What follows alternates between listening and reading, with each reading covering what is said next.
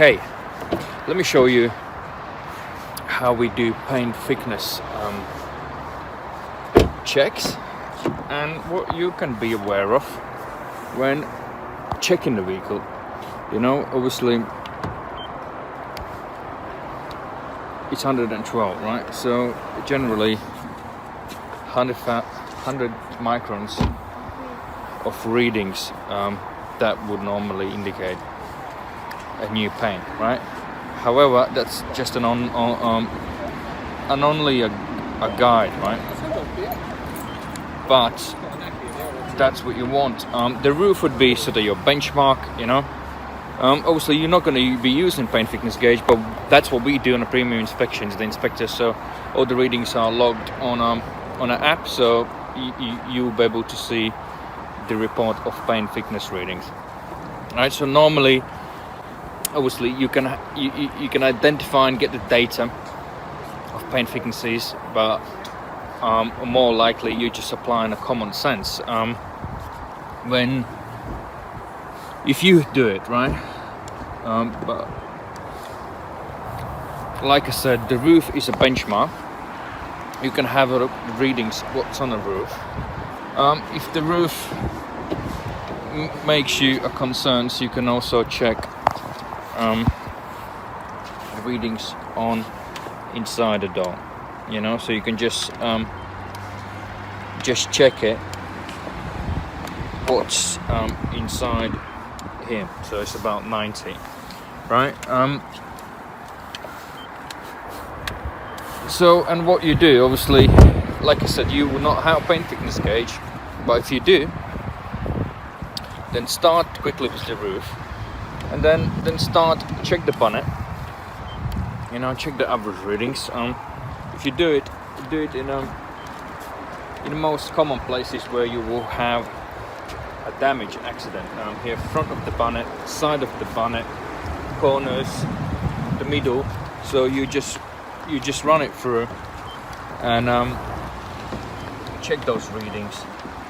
What you're looking normally, if you first time never done it, you're looking something between 100 and 140, 150. You know, you can also just check the most common areas where each accident would be. Every corners of the door. I've got a chip here, man. It's not good. You can obviously identify all the gaps on a vehicle. Just see, walk backwards, and just simply look carefully on the gap lines if they are nice and straight, even. Nothing raises your suspicions, you know. Like on this one, everything is good.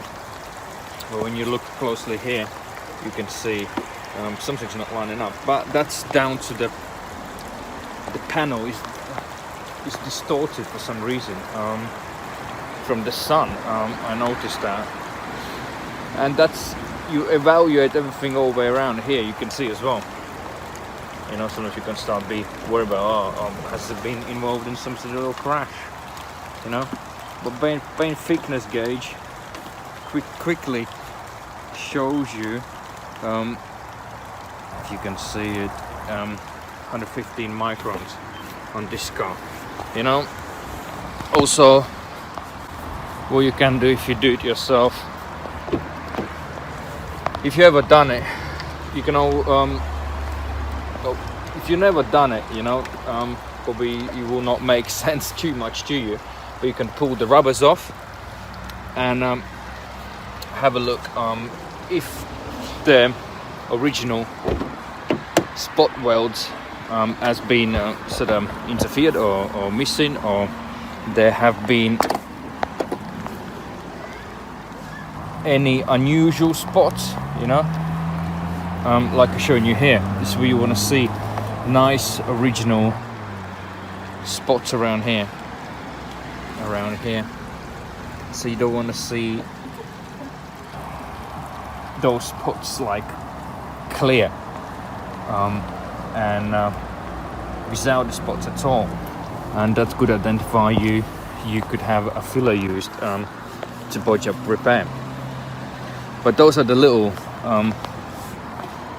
telltale signs what you can see. But like I said, normally paint thickness gauge would identify any issues. So you look on these corners here, you know, 59, 58, 70.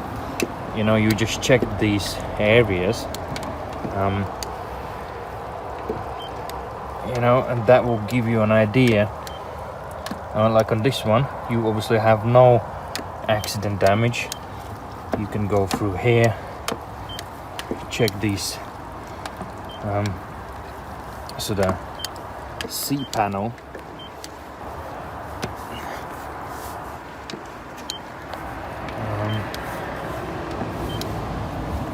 for any sort of damage. You can look obviously here for any oversprays. Same on a door, you can just slide it and feel it. Is there be any oversprays on it? But that's what we do, you know. And paint thickness is a great tool, you know, to identify any issues. So where you have to be worried mainly, it's raining and it's getting dark. When the readings are getting over 200 microns, you know, anything, then you would, everything up to 200 microns is a great job, you know, and I would not too much worry about that. Obviously, what you are buying a car for, you know, the biggest value, in my opinion, is the car. If the car haven't been ever touched and resprayed, because that would be as original as possible.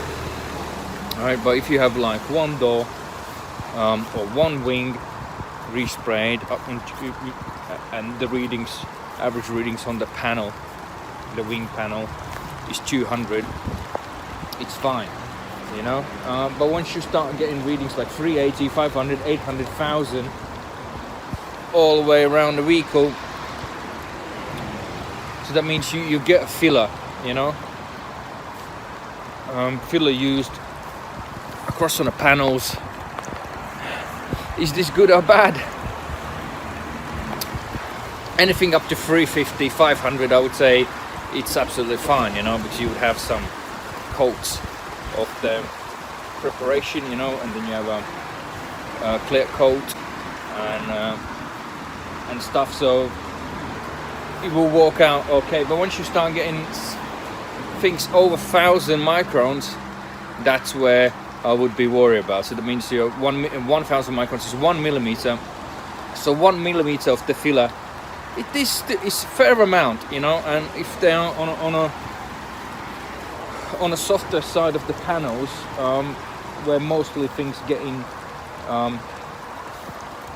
affected or damaged, you know, or people resting on the panels, it will start simply cracking, you know.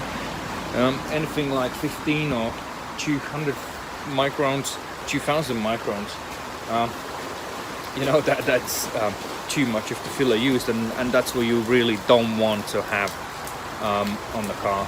And technically anything about 1000, depends on if it's just a quarter panel and they use the filler because they didn't pull it out correctly.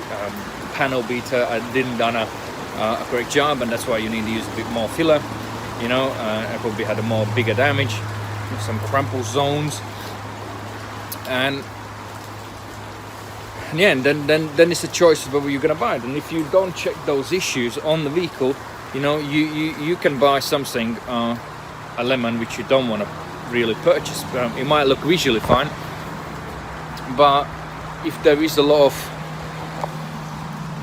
filler used, and then something you definitely don't want. And technically, if it is a Cat S or Cat N vehicle, I would not advise buying it unless there is a significant savings, and because otherwise, if you buy something like that, it devalues the vehicle.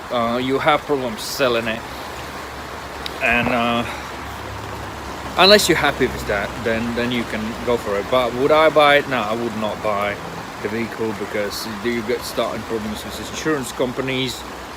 They might ask inspection report, which we can provide to make sure the vehicle is repaired to satisfactory standard. It's running quite badly, and so on and so on. And when somebody again gonna buy the vehicle from you, you have to explain them what happened, right? Because you know it. If you don't know it, you don't know it.